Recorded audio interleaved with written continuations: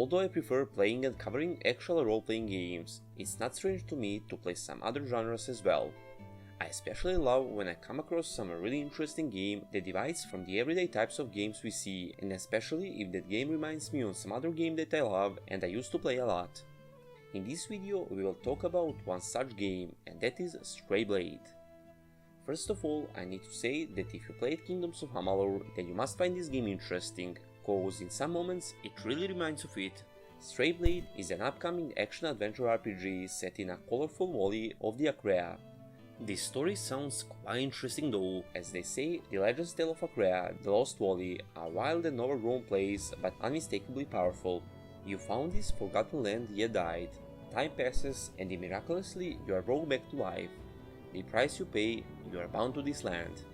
Regain your freedom and embark on the quest of restoring balance in this ravaged and war-torn place, guided by your trusty companion, Bojji.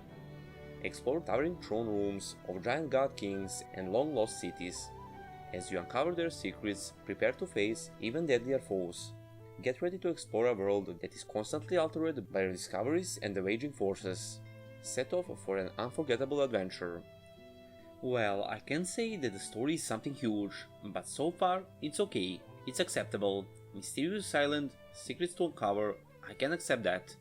Also, the developers put accent on a changing world segment, and they say that change is a part of your journey, where every victory leaves a mark in the world. Time keeps moving forward even if you die, revisiting the place of a former victory and experience the changes you brought to the world. But beware, your actions will lead to even greater challenges. I really love when the world in games is colorful and pleasing to the eyes, and from what I could see, the world in Stray Blade is exactly like that. Acrea's colorful world ranges from overgrown city ruins to frozen caves and winding canyons. Together with your companion, explore the deepest corners of an ever-changing world bristling with the adventure. Every discovery holds the treasure. Find rare materials, recipes, weapons, lore pieces, and beautiful places. Now, when it comes to gameplay, the biggest accent in the entire game the developers put on combat actually. There is a description on their Steam page about full combat control, and it says the hyper-responsive combat system allows quick reaction and precise attacks to fully control the flow of battle. It merges strategic anticipation of enemy attacks with split-second blade-to-blade reaction, the high noon of melee weapons combat. Well, from all the gameplay videos we are able to see on the internet, it seems they are not lying when they say hyper-responsive combat and full control over your moves. I will be lying if I say that those moves in combat don't look absolutely amazing and super cool. Jumping and air attacks, spinning attack that remind of those Feyblade spinning attacks from Kingdoms of Amalur. I must say that if nothing, I must play this game so I can feel the combat from the first hand. Besides some awesome combat moves, another really interesting fact related to combat is about weapons in the game.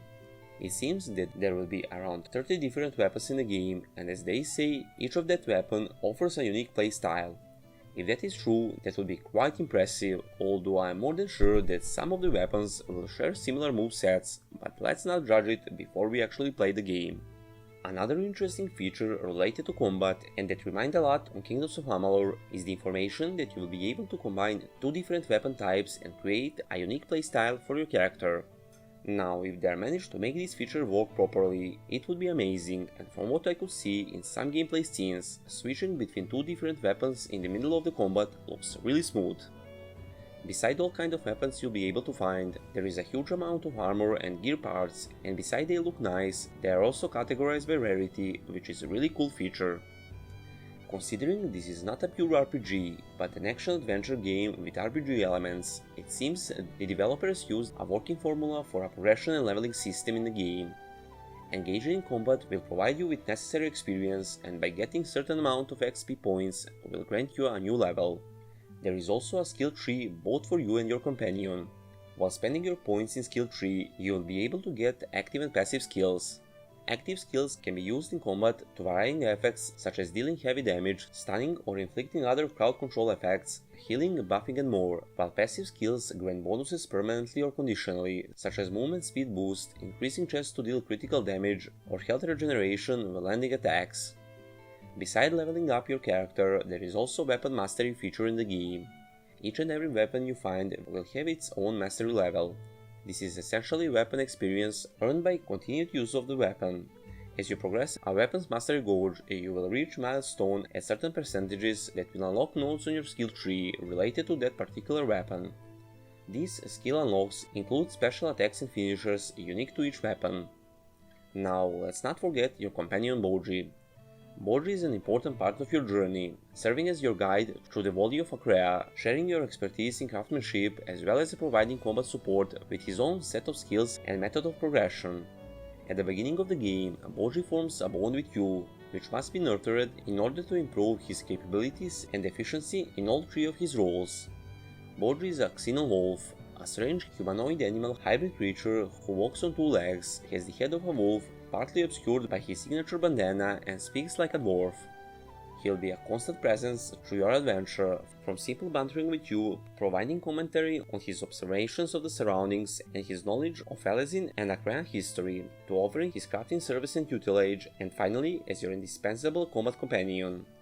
I really love companions in the game. It's more interesting, they can be really helpful from time to time, and if they are funny, that's a big plus for me. Anyway, from everything we was able to see so far, this game looks pretty decent and have a potential to be a nice experience. Although it's not open world, the world of Acrea looks really nice and colorful, and I can accept the fact it's not open world if I enjoy spending time in colorful and eye-pleasing environment. Plus to that, I love cartoony looking games, and this one is exactly that. The planned release day is April 20 this year, which means it's a couple of days away. Stray Blade is confirmed to be released on PlayStation 5, Xbox Series X and S, and PC via Steam and Epic Games. Also, I didn't mention that behind this game stays Point Blank Games, an indie studio based in Berlin, and the publisher will be 505 Games. I will definitely play this game when it comes out, and I will eventually make a review video with my final thoughts, and maybe even a couple other videos related to Stray Blade, depending on my experience in the game. Don't forget to click like on this video so it can reach more people, and subscribing our channel will be of a great use and highly appreciated. Speaking of that, you can also join our Discord server so we can build a great community and one big gaming family. That will be all, and I'll see you in the next one.